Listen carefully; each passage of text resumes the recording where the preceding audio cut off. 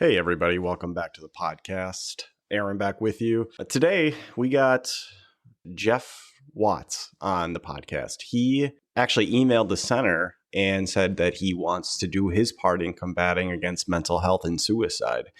And I didn't really know anything about him. I didn't know who he was or anything or any part of his story. But he reached out to us and he said, I'm ready to share what I can to combat this issue. For somebody to reach out to us and is that passionate about it, I said, yeah, you bet, man. Let's get you on here. So it was awesome to really hear his story and to really just hear his interesting perspective about what issues he faced going through the mental health system, going through struggles. It is actually very beneficial, something that a lot of people probably don't get a good perspective about, especially with the hospitalizations and the mental health holds. It's tough sometimes to comprehend that notion of it. Just a quick note, there is some vulgar language in this podcast. So basically my reasoning is to not edit it and to keep it raw, to keep it real. I feel like if we're sharing someone's story, we can't edit that story for them. We need to keep it as real as we can because that's what our goal is here, to be authentic and to be real. Just a quick disclaimer with that one. That's all I got for you guys. Let's roll.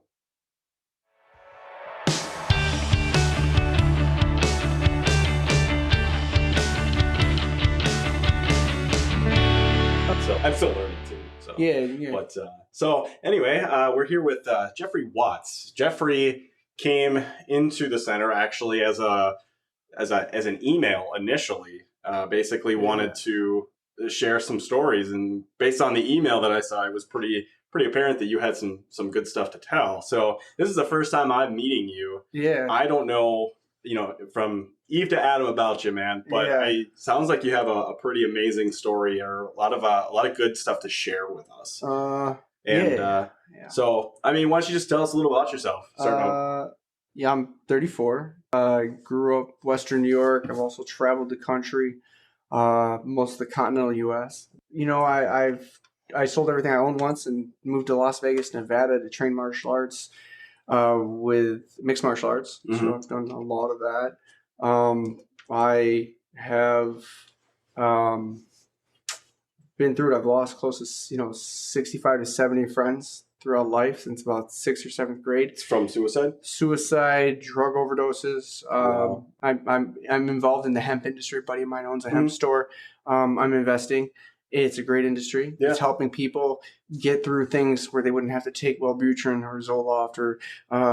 I'm not suggesting people go against doctor's orders or anything, right, but I'm saying there are now other options out there. Well, and that's kind of the thing too, though, because like with the center, we try different ways to approach like issues. I love that too. And so, I mean, we're not opposed to anything. I mean, to each their own, basically. That was one of my favorite things about your website. You guys seem very open to different views, different ideas, a lot of different solutions to a universal problem that nobody's paying any attention to. The website itself is junk. It's going to get redone. It's getting redone right now. So it's gonna basically conform to a ton more than what it has right now. So you'll get a bunch of different info on there, but right now it's trash. Well, it lured me in, and I went through probably a dozen sites before, a dozen local organizations from here to Wausau before I decided, because my workplace, I work for Weedman Lawn Care. Yep.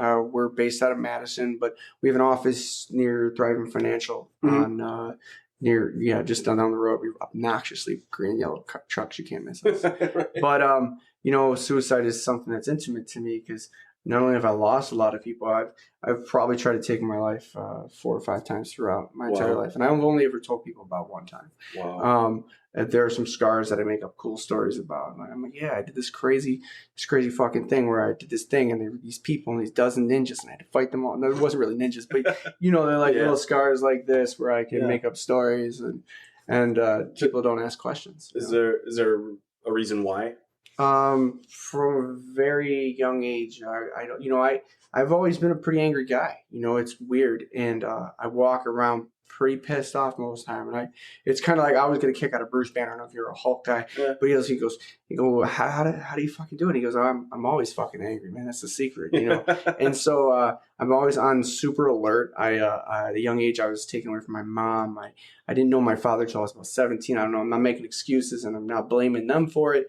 I don't hold those kind of grudges, but I was raised by my grandparents, and for two people from the boomer age to handle a kid with severe ADD and ADHD and bipolar disorder, you name it, whatever diagnosis a doctor can get, they throw at you. You know what I mean? Just because that was the 90s. Right. You know, people don't talk about the 90s, but ADD and ADHD were still being discovered. They were still tweaking Ritalin. They were still tweaking Adderall. They were still Neurontin. They didn't know Neurontin would cause heart murmurs. They didn't know Seroquel, long-term effects of Seroquel can cause prolonged effects like diabetic insulin issues and stuff. It can hurt your pancreas.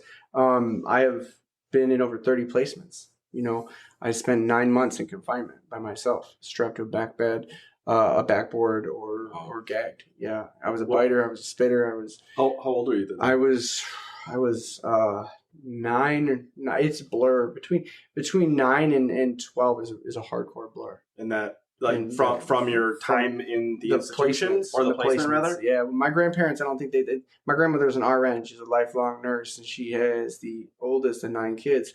So she had to raise a bunch of her siblings. So she had seen a lot. She believed in the system that had always helped people. In the 90s, those systems were done, you know, and they were different. They're different animals. I don't know about now. But in those situations, you know, if you talk back, man, they would hold you down, 3 or 4 grown ass adults, and trank you.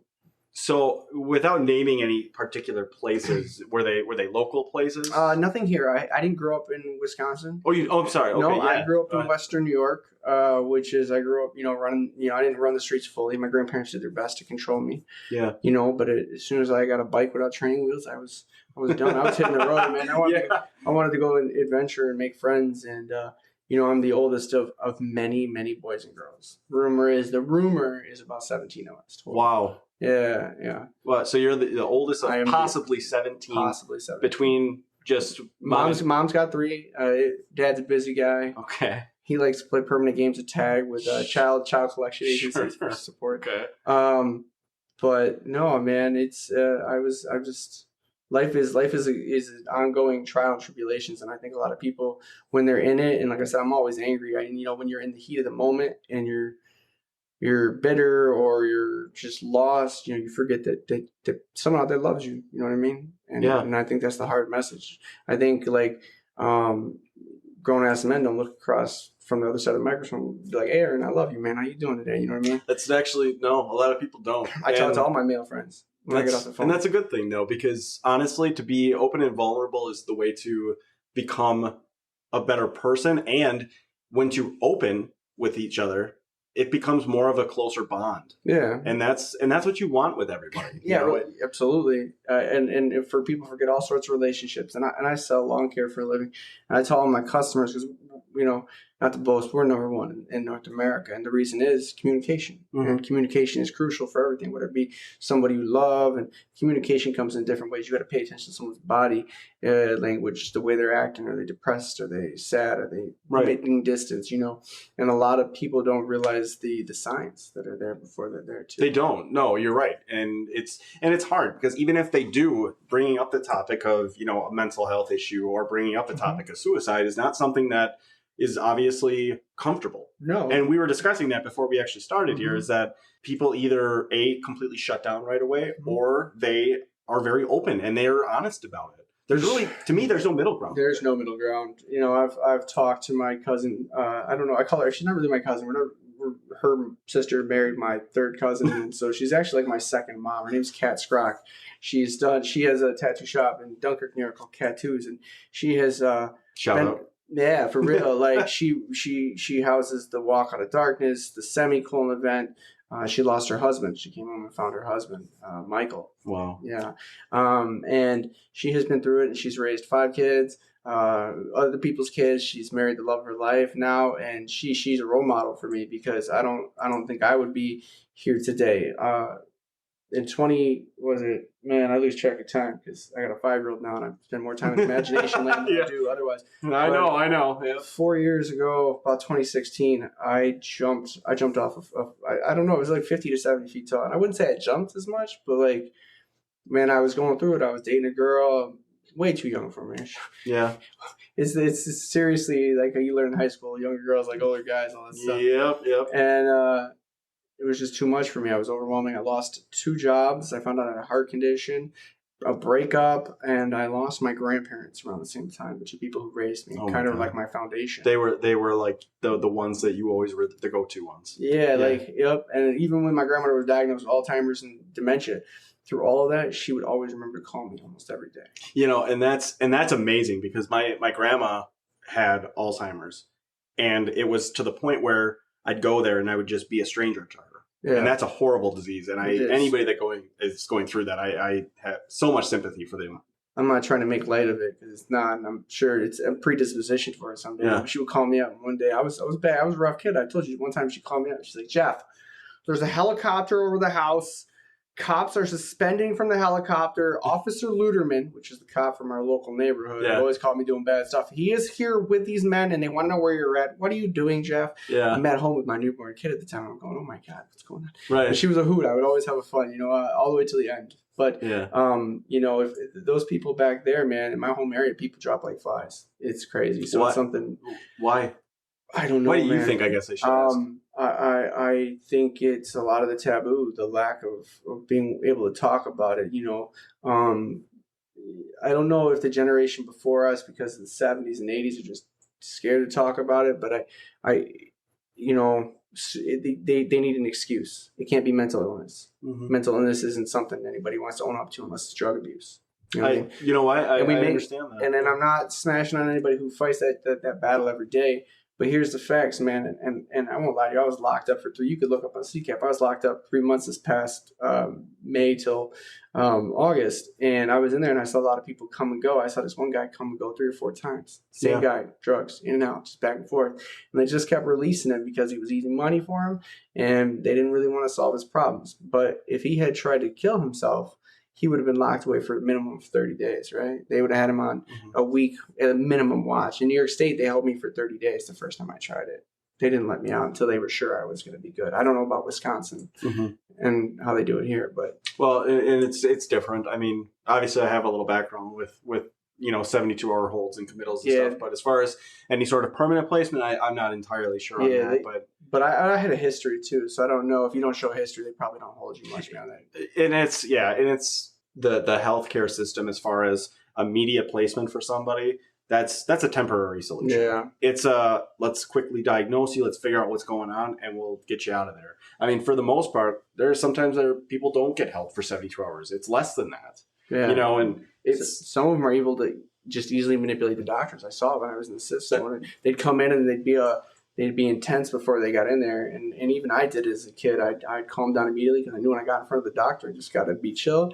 And I can't do anything with this kid. He's not crazy. Get him out of here. So when you said, so you were in New York growing up till about, you said like 9 or 12? I was there for pretty much majority of my life. But I was in and out. I would go different places. But most of it was different placements. Like I was in, for example, Erie, PA, at Sarah Reed Children's Center. I was in Jones Hill in Jamestown, New York. I was in West Seneca Psych in West Seneca, New York. I was in Bryland Hospital in Buffalo, New York. I was in Randolph Academy in Randolph, New York. Yeah. They ran out of places to put me. Nobody would take me. None of the school systems would let me in. So why would nobody else take you? Like what was the specific reason? I was just an emotional wreck all the time. I was this kid that was just I don't know. I look back now and and I have a very close relationship with my favorite special education teacher. Yeah. And we laugh about it because I don't know why. I don't know why it was so much to handle. I think it was just an emotional struggle with a change in environment. I think it was the forced medications, when your brain chemistry is developing as a young kid. As an adult, I think all the way up till, I forget, 22 as males or 23 now. I think they say it's something like that. Yeah, so our brain chemistry is always growing. So when we're young kids and they're pumping us full of these chemicals, we're going through changes, man, like Dr. Jekyll, Mr. Hyde. Right. Like I would be, and there were moments where the system, like, I look back to one moment in particular, and I have never really been this open about it, but I just feel like mental health is something people have to be open about. When I was like 7 or 8, there was a medication. I wish I knew the name of it, but I went to sleep. I remember my grandmother putting me to bed. She put me to bed, and I woke up, and I remember I thought I was watching a movie. Yeah. But I was having an out of body experience, like a lucid dream or yeah. Well, I was quite awake, and I was doing things, but I couldn't like control it. And so, saying that these types of medications they are trying to deal with mental health and suicide and all these things, it's just driving people further. I feel off the cliff, man. Yeah. To each their own when it comes to that, because you know I'm on medication, and it helps me like immensely. Absolutely. You know, and it just from personal experience, my wife, she was the one that first recognized the fact that there was something wrong with me. That's awesome. But me being, you know, hardcore cop, no, I don't want to do that. Tough guy basically said, there's nothing wrong with me. It's your problem. No, it's nothing. You just have to take a step back and actually trust the fact that somebody's recognizing something in you, and there's an issue, and you need to find a way to fix it. And so I was so against medication. I remember specifically telling my wife, why would I want a pill to control my entire life?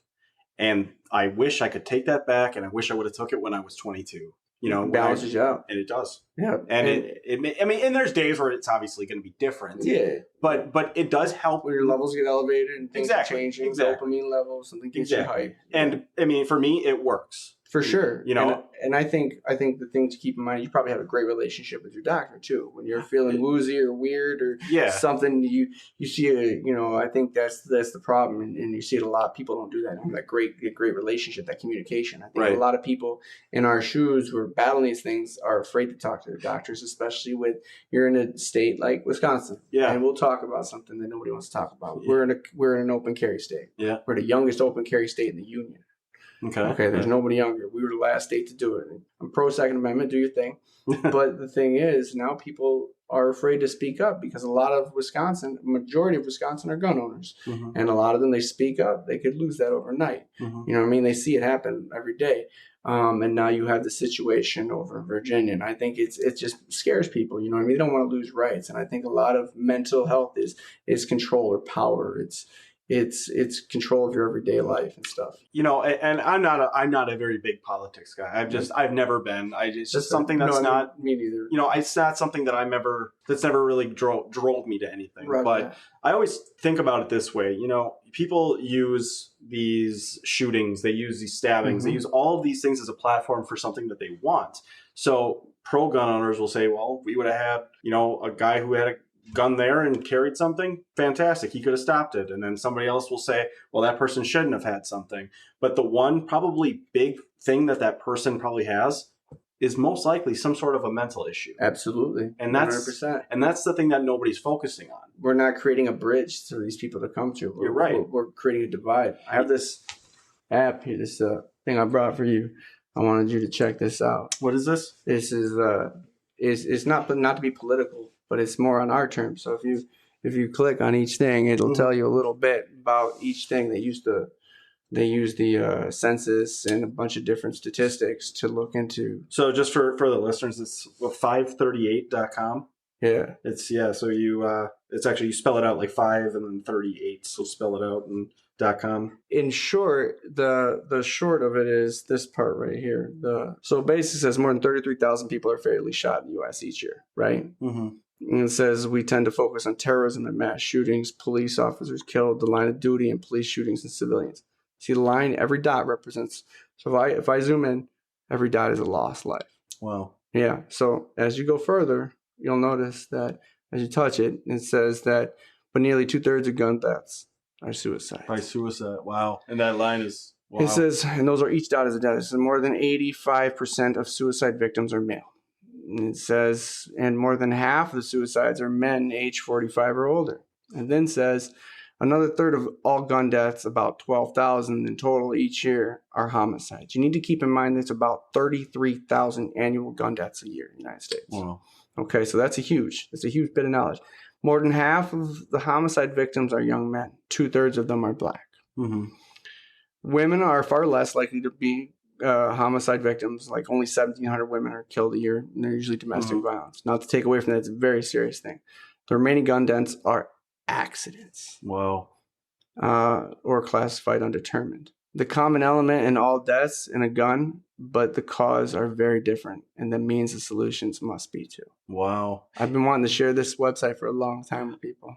That's really interesting. I'd love to read that further. I'll put that in the podcast notes just so people can. Yeah, for sure. I'll send it to you. I've been holding that website for a long time. Yeah. Send that to me. We'll put it on the podcast notes for that. So I thought you'd like that.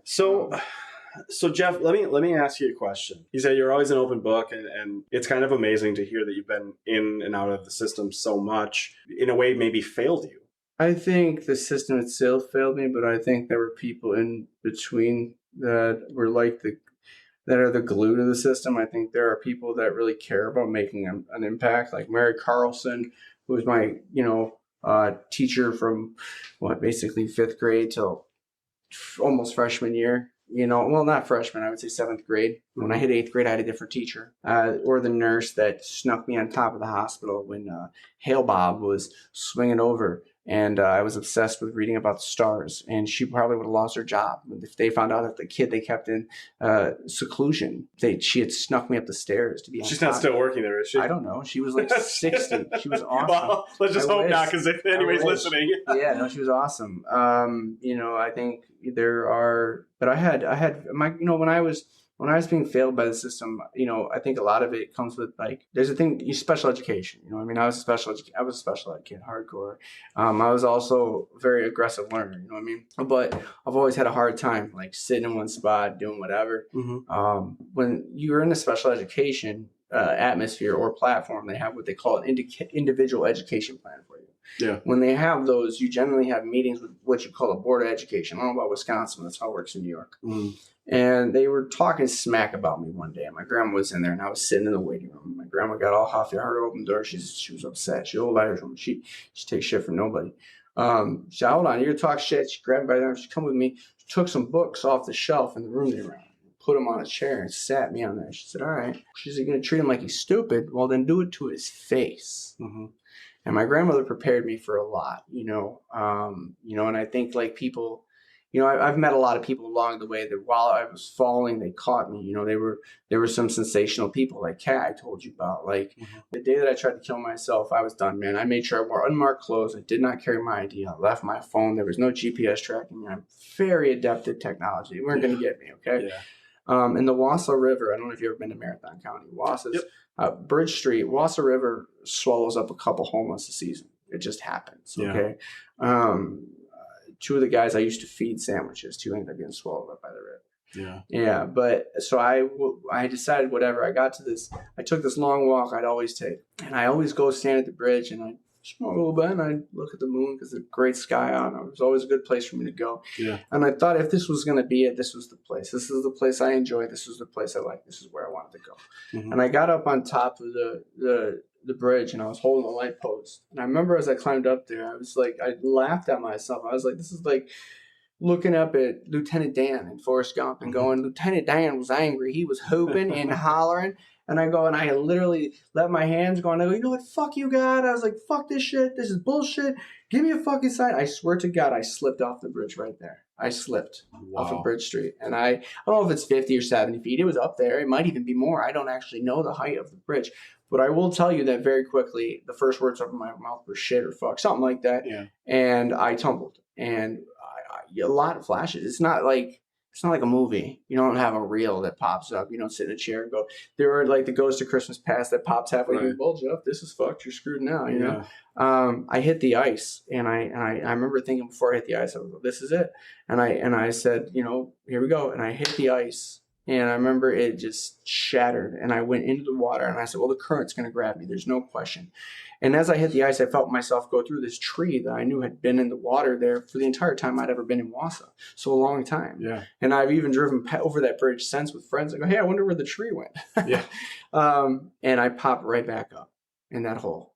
Wow. And I thought, well, there's no way I'll be able to climb back on the ice. I'm fucked, right? You see this in movies all the time. Yeah. Climbed right back up on the ice. Not hurt. Hurt? No, not at all. I wasn't even, I had scratches from the tree, but nothing broken. And I was I was probably from where we are to your monitor, there were jagged rocks about that far too.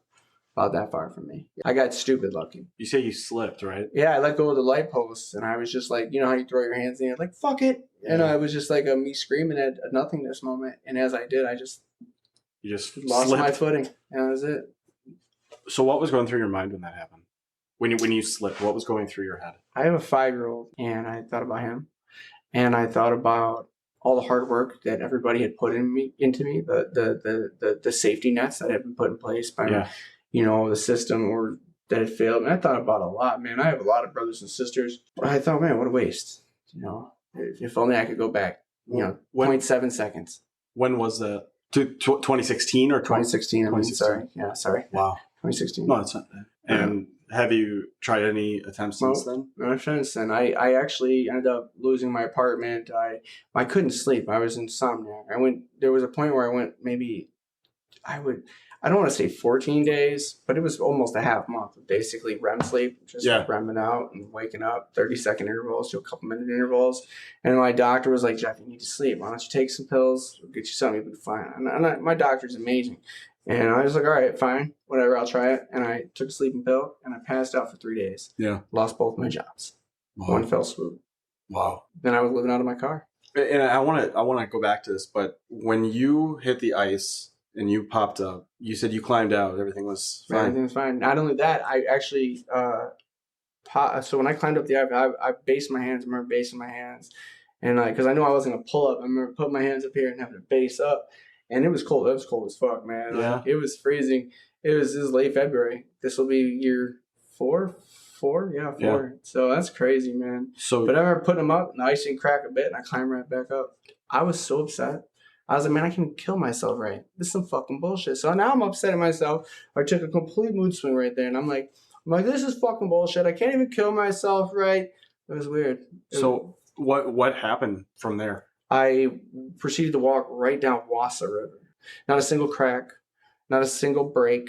And I walked off the river right up to my apartments and went inside. I didn't even catch a cold. I mean, were you still actively wanting to kill yourself? I was, I don't know if I was trying to kill myself as much as I was just trying to tempt fate at that point. I think I was upset. I was just like, man, I just plummeted however many feet. And I remember being on the ice and looking up at the bridge and going, well, I remember this is bullshit. I mean, how far can we push this? You know what I mean? There's got to be an undertow. So I don't know if I wanted to die at that point exactly, but I've always been one who pushes kind of the limit to see how far we can push it. I was like, because I was thinking, man, is somebody looking out for me? What the fuck's going on? I just lost my grandparents. Relatively recent. I mean, that December before that, I had driven 16 hours to basically get forced out of seeing my aunt. I got to see her once before she died, but my extended family wouldn't let me see her. So I drove my car back on December 4th of the previous December. It totaled my car in a 40-car pileup in Ohio, which was crazy. Wow. So it was just a chain of events that led to that. And it was just an overwhelming moment where I felt so alone that, I mean, I think my friend Kevin Hines said it best. I'm not sure if you know who Kevin is. He's the guy who jumped off the San Francisco Bridge. They're erecting a net. Yes. So Kevin and I have a history, a little bit of a history. So if somebody had just said, "What's up, man? You all right?" And I didn't really pass too many people on my way there because it was late at night, so I didn't really have the fucking chance. But I did call a lot of people. I did reach out. I made a lot of phone calls. And nobody responded? No. What did you say to him? I was just like, hey, man, you got a moment to talk? Hey, man, what's up? Can we talk? Hey, man, how you doing? Were these people that you... I love, people I care about, people who just have lives and kids and families and grown up and got busy with, work. And Did you call anybody that ever, out of the ordinary would say, oh, why is Jeff calling me right now? Or... my friend, who, Ayla Yasif, I remember calling her, and Ayla battled... heroin addiction. I didn't know until it was too late. I didn't know about that. Mm-hmm. But she was somebody that we talked almost every night for a decade plus. Every night on Snapchat, Facebook, whatever boyfriend she was dating. She was that girl next there. That girl I traced my whole childhood and wanted my whole life. And the moment I was presented with the opportunity, I was like, man, our friendship just means too much to me. So we always stayed in touch. Yeah. I tried to reach out to her, and I remember after all that, when I got back to the apartment, my phone rang. And it was Ayla. She was like, what are you doing? I was like, you're not going to believe what I just did. And man, she yelled at me for a good 25 minutes. You're a fucking idiot. What the fuck are you doing? I'm going to come to Wisconsin and kick you. The whole thing. Yeah. But no, nobody picked up. Nobody. Nobody answered. Wow. It was crazy. Do you think if somebody would have saw you on that bridge and they would have just stopped and said, like, hey, man, what's going on? Would that have changed your thought? Yeah. Now, why? Why would that have changed it? I wouldn't have been alone. I wouldn't have been Isolated? Yeah. And the thing is, I know it's self-isolation. I know I did it a lot to myself. And I don't think we realize we're doing that when we're cutting ourselves off and people we love. We're like, oh, fuck them. They don't want to give me the time of day. Fuck them. I don't need them. And we cut ourselves out. Mm-hmm. We shrink our circle. You know what I mean? When we should be doing the opposite. At that point, were you in any kind of like talks or therapy or anything? I started therapy. I told my doctor a couple months later. I came to her a couple months later. I said, I haven't asked for help. And when I met this doctor, Gina, I told her right away. I said, I have a history of this, that. I told her about everything. I was very open. And I came to her. I said, this is almost 6 years after being a patient. I'm like, I think I need some help. And she's like, whoa. She's like, come on, Jeff, you all right? You're not the guy who likes pills. Because I've done martial arts and gone into a cage fight. Yeah. And I got mangled one time. Mm-hmm. And she was like, you need some pain pills? You need something? I'm like, she's like, you look fucked up. And I'm like, I'm okay. I won't even do that. I'm like, I don't need that shit. I'm not that guy. And so she was taken back by that. I started it, but I'd always been apprehensive. Like I've been using CBD to kind of self-medicate since I got out of jail in August. I stopped all medications. Who are you in jail for? Disorderly conduct from the whole situation with the ex-girlfriend. I was supposed to be on probation for a year. I don't do well with authority figures. And so my probation officer and I clashed. I have a severe stomach problem. So there'll be times when we all get stuck on the toilet, whatever. And I missed a probation appointment. Mm-hmm. Let's just say probation officers aren't as nice as police officers all the time. And many of them are in a position where they enjoy making money by putting people in jail. Unlike you guys who try to make a difference, there's probably no way. Not you guys anymore. I'm not. No, you know what I mean. I do. Your former colleagues. And my uncle, who's a former police officer, we've been talking years now, but no, man. After all that, man, I lost my apartment. I was living out of a car. I moved home. Home in New York, or New York? Okay. Yeah, I left my son here. I tried to go home. I needed to be around. I needed to be around people I loved. That loved me. And I told you about Kat. I went back there, and when I came back, I reconnected with Ayla a little bit. And she died about 45 days after I got back home. So my friend of almost 2 decades passed away almost immediately after I got home. Accidental? It was, and you're doing drugs, man. Is it really accidental? You know what I mean? That's the question. We always hear accidental overdose. They kill it. It's suicide. It's another form of suicide. Yeah. And people don't want to call it what it is. It's mental illness. It's being unaddressed. And I started to lose it again. And my cousin, Kat, told me, I want you to go meet this guy with me. His name's Kevin. He's speaking at Fredonia. And if you're going to live in my RV, I don't want to come home with you, finding you in a situation. Right. Have you seen Kevin Hines speak before? I have.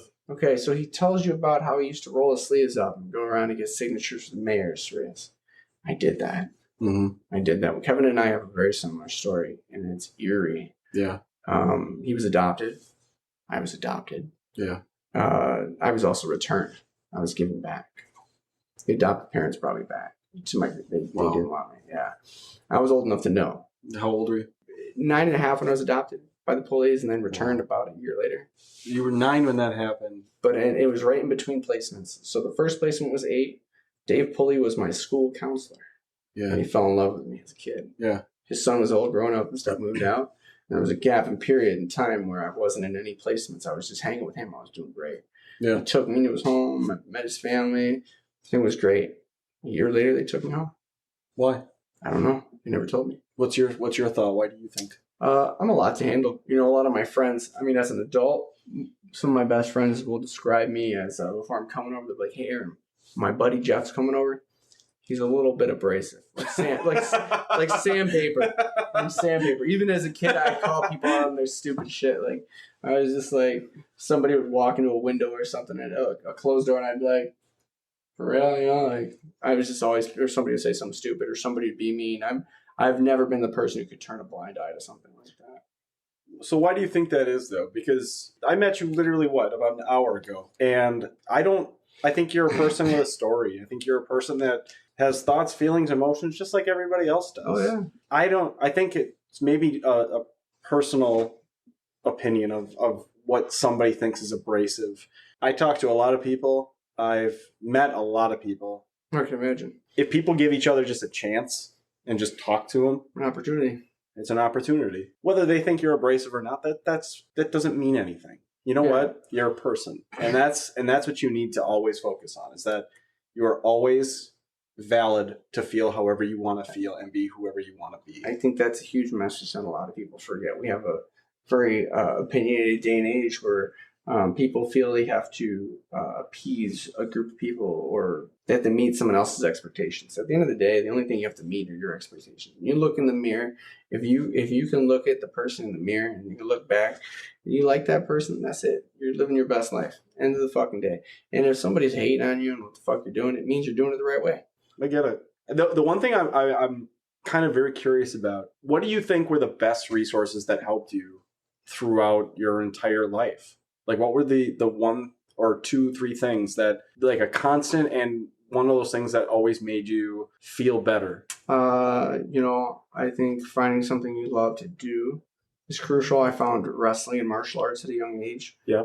I mean, I'm 5'7" stacked with testosterone. So, so having an outlet is crucial. Finding a community of people that you can that endear with the same subjects and things that you're passionate about. Yeah, I think it's important to be able to relate to people, because we're not secludable creatures. We're not supposed to be secluded. We are meant to be with each other. And I don't always like being around people, but I know I got to be around them. I know I need to socialize. I need to put myself out there. Yeah. I think the other thing is, I had my grandmother, someone who educated me. I was not stupid. Though I was special education, or I was a handful, or I was mental health, or whatever, I was always informed. I was educated, on the subject at hand.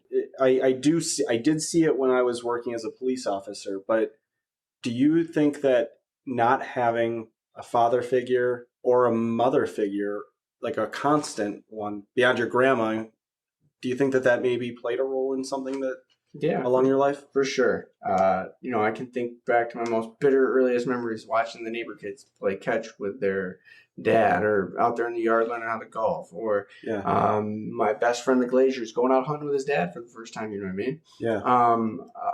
There's always been a bit of bitterness. I mean, I've done my best as an adult to let it go. Try to, my mom and dad are, that's something they have to live with. You know what I mean? It's not my demon. That's their demon. And I tell them both all the time. I don't hold it against them. But I absolutely agree. That definitely played a huge factor on it. And honestly, I'm glad that happened, because that's why I moved, I moved back to Wisconsin, because at the end, the best medicine I've been able to find for all of my problems is the love of my child. You know what I mean? God, yeah. I was just going to ask you about that, because he has healed me more than anything I can begin to tell you. I was homeless. I got an apartment from a rental place called Fox Valley Rentals here in Appleton. I had been living out of my car for 10 months, basically, and nobody would give me a shot. Nobody gave me that chance we're talking about. There's a gentleman named Travis who works, so he gave me that chance. Yeah. I've been there for 3 years. I'm finally moving into a house in Oshkosh here in the next month. First time in a long time. That's great. Yeah. I think I think Kevin Hines would tell you, it just starts with a conversation. We got to start talking about it. Yeah, I totally agree with you. When you say nobody gave you a chance, do you think that they had a preconceived notion of you? Oh, for sure. I mean, when you're indoctrinated into the system, and they've already got a dossier on your history, and they have read that, and you got to realize, like, every healthcare professional or every teacher's already read what the previous grade or the other teacher said. You got to, I got lucky. I ran into a teacher named Mary Carlson who didn't give a fuck what the teacher said. She she took whatever the hell they had, put it in a filing cabinet, shuffled it away, and created her own start, a new portal. She gave me a chance to start new. I remember there was a time I was getting picked on so hard. She was always the coolest teacher. She, need some help over there, Jeff? And I'd be like, no, screw you, bitch, I'm good. She'd be like, all right, enjoy it. And then I would just get tortured. I'm like, you can help me? She's like, help me what? I was like, Miss Carlson. Yeah. She's the sweetest lady. I'll tell you, I called her up, and I said, as a little kid, when you're battling mental illness, it's just a power struggle. And I think that's what a lot of these healthcare professionals who go into their professions with these perfect worlds, who have never had the struggle, who want to make a difference don't realize, it's a power struggle. We just want some control in our lives. Those of us facing suicide, those of us facing mental illness, the hardest part of life is we're losing control, and we just want to pull ourselves together because there's this idea of normal and we don't fit in whatsoever, no matter which way you put the puzzle piece. People have that preconceived notion of you. And I'm sure there's people listening that are probably thinking, I want to give that person a chance, but they failed me time and time and time again. What is that one thing that changed you to say, yes, I really am going to make this difference, and I'm not going to just say that? I think honestly, I was a very aggressive person growing up. I was facing some felony charges for assault in Rochester, New York, and I don't talk about this much. It's a long, crazy story where I got ran up on by a guy who was drunk. He took a swing. I beat his ass. Ended up at a party 2 weeks later. I was heading to the National Guard. I was 9 days from leaving for boot camp. Yeah, going to this party in 2008. The National Guard was told to stay away from certain other branches of military because a certain branch had basically attacked a National Guardsman outside a bar in Florida. I digress, whatever. So even as recruits, we were told we're not supposed to commingle regardless. And I went to this party where these guys who were friends of this guy that I got in this confrontation with saw me, and I got into an all-out confrontation with 3 guys that were 6 foot plus, 240 pounds. And I'm 5'7", little Irish guy with a red beard, man. A little bit of liquid courage, people get brave, man. I was facing serious charges. I got very lucky. I wrote an email to a guy who owned a gym down in Las Vegas, Nevada, named, he didn't own the gym, but you ever heard the name Randy Couture? I do, yeah. His son, he's a wrestler. He's an MMA fighter. MMA fighter, I've heard, Yeah, first guy to ever win 2 belts at 2 different weight classes. Yeah. And his son is Ryan, and I didn't realize who I was talking to. I was emailing a guy, but I didn't realize the abbreviations on that. He's like, yeah, man, you come down here, we'll get you set up with a gym or whatever, get you hooked up, all that stuff. And I got down to Vegas. That changed it all. Yeah. That changed it all, man. And just, a couple good friends that were willing to, just put themselves out there and just give you a chance. The benefit of the doubt, man. You got to have an outlet, and you got to have, a passion. You got to want to live. Do you blame anybody that didn't give you a chance? No, man. That's a choice. I try not to hold anything against people in that aspect. Yeah. Because it could be the mohawk, it could be the beard. When I meet people, we are predispositioned as human beings to judge each other. Yep. You know what I mean? I'm also a Christian, but I don't judge people in the aspect of like certain things. It's, you're gonna get judged someday, but it's not my job. If they wanted to judge me, that's on them, man. If you want to really judge, you lace up the gloves, go behind the building, and let it judge. You know what I mean? See who judges. Well, I'm not going to do that. Not you. You know what I mean? That's it. I've had guys when otherwise I just walk away. It's not worth it, man. It's a waste of energy because it generates hate, and when you have hate and you have anger or angst, and you're wasting your time, and you're just heated, man. Yeah. And a lot of us who face these challenges, we dwell. Yeah. We dwell. So we get an idea in our head, we carry it. Mm-hmm. We don't I don't know about yourself with a lot of your challenges, but when I get pissed off, I hold on to it. It's hard to let things go. I'm very familiar with that. Yeah, and I would wager a lot of the people who can relate to that are very similar. You know what I mean? Turning the other cheek isn't easy. No, it's not. And I understand that entirely. It's amazing to hear your perspective, and it's amazing to have you on to be open and honest with everything. I'm sure that we've only hit the tip of the iceberg with you and your story, and I'm thankful that I got to hear at least from you what I did today. Yeah, and I think I want to say like those people, we touched on kind of drug use and suicide use and compared the two. A lot of times we were willing to pat Johnny on the back because he's got a drug addiction. We say, Johnny, it's not your fault. You got an addiction.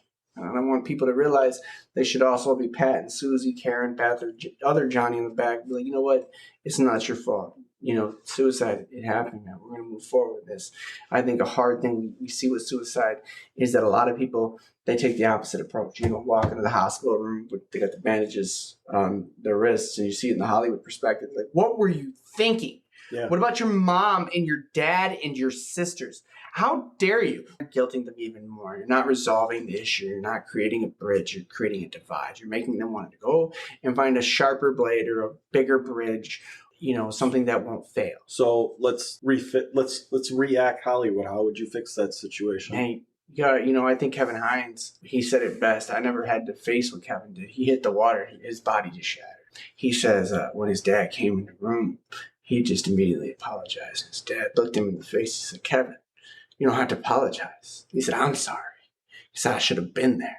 And here's the fact that if you need to put blame onto somebody who feels bad enough or sad enough to need to take their lives, you need to be very introspective with yourself and check yourself. And you may want to go talk to your local physician because you yourself need medicines. I mean, I definitely know Kevin Hines' story, and if anybody's never heard it, go on YouTube. There's a TED Talk. Yeah. I know I've seen that, and it's amazing. It really is. And so I ask everybody this at the end of my podcast. Well, I should say this is the one I ask everybody, but if you have any advice for anybody that maybe has kind of clicked with your situation in some way, what's the advice that you can give them?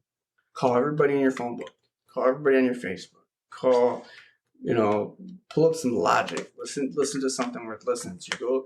Go read about Lewis and Clark. Go read about Columbus. Pull up something about Rosa Parks. Pull up something about somebody who is, and I'm not saying your struggles aren't real, all right, but they're temporary. All right. These are people who have faced true adversity. You know what I mean? We can get through what we're fighting. We just got to make it to tomorrow. I'm not saying our battles aren't invalid. We just need to find a hero and cling to it. And then it sounds kind of like Kevin Hines is yours. Yeah, Kevin's he's a big hero, man. He's done a lot, man. Yeah. I would like to get out there for when they're going to be erecting it. Now, I think it's next year and the year after that under the San Francisco Bridge. There's like a net or something. Yeah, I know. I've heard something. There's something. They're going to erect him and his dad have raised the money. Nobody will ever be able to jump off that bridge. Like I said, your story is very powerful. I wish that people had the outlook that you do because you've lived it firsthand. Yeah, I'm glad that you were here today to just share what you had to, and I think you have a very good outlook on it, and especially I can see the love for your kid, and I can see that you're wanting to better yourself. And appreciate that. If anybody wants to get a hold of you or they want to maybe hear more of your story, where can they do that at? Facebook.com/makes people cry, just like it sounds. Makes people cry. Yeah, tears of joy sometimes. I run a game streaming page where we just raise a lot of money for nonprofit. We tried to raise some money for koalas. I think we got like $5, but we got $5. So Facebook/makes people cry. Facebook.com/makes people cry. What's next for you guys? We want to always take the step that nobody does yet. So, for example, like with me, I do the gaming stuff. I'm the online director. I make sure that people are good on that aspect. We have essential oils, like trying different ways to reach people to feel better. What might work for one might not work for another. Yeah. And we have to take every step. There's a lot of nonprofits that won't take that step. And they like to be cookie cutter. Exactly. And we want to be different. We want to tell, Jimmy, hey, you know what? You're this type of person. We have something that might maybe work for you and maybe it won't. Who knows? There's the old phrase, I think you're right. And I think that's good. And that's why, when I was looking over all those different websites and all different entities in Fox Valley, I found you guys. I just, what's the old phrase? To repeat the same process over and over and over again in the same manner and expect a different fucking outcome is insanity. You know what I mean? So you got to spice it up. And if y'all keep ignoring shit, more people are going to die. More people are going to keep killing themselves. And we all need to talk about this shit. Call people out on it. Not really call them out and be like, hey, man, let's take a walk. Let's talk about it. How are you feeling today? And that's part of the reason why we started this. Because we want to talk about it. We want to fix the problem. I'm glad I got you on here. Keep your phone handy, man. I might do a follow-up with you here. Sure. No, I really appreciate it, man. And like I said, God bless and make sure that, you keep doing what you're doing. You're doing well. All right, man? For sure. I appreciate it. Thank you, Aaron. Yeah, no problem, man. That was a really great podcast to do. I'm glad that he reached out to us and he chose us to share his story. I think there's a lot to learn from it. It's always interesting to hear other people's perspectives about situations and really figure out what is driving somebody to do what they do. I'm glad that I have that opportunity. I think I mentioned on the last podcast, you can email the podcast.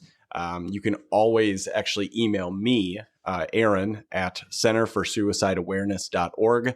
I'm the one that runs everything, takes care of it. I'll be the one to get a hold of you here. So as always, please visit us on the socials, Facebook, Twitter, Instagram. All would be at Center for Suicide Awareness in Kaukauna, Wisconsin.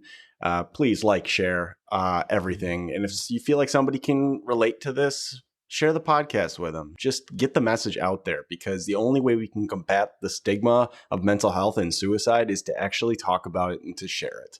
Please like, subscribe on your favorite podcast app. We're on iTunes, Podbean, you name it. I got us on them all. If I didn't, please let me know and we'll get it on the one you listen to. So with that, if you are struggling, please reach out to somebody. There's always somebody that wants to help you. You're loved. You are important.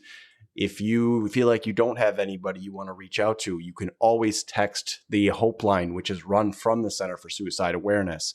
You text Hope Line to 741-741, and you'll be able to talk to a counselor, a trained professional for free. It's an amazing thing that our executive director came up with, and I'm glad that we're on the forefront of that. So, as always, I appreciate you guys. I always have, and I'm glad I get this opportunity every week to share this with you guys. So with that, thank you guys so much. And remember, you are not alone. Take care, everybody. Bye.